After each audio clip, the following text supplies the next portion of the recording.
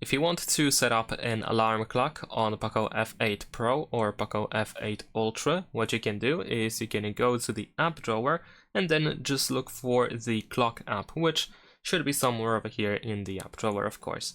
Once you go to the clock app, we can make sure that we have alarm selected, and we have some pre-made alarm clocks that of course we can use. We can just simply tap on the switchers in order to activate selected alarms.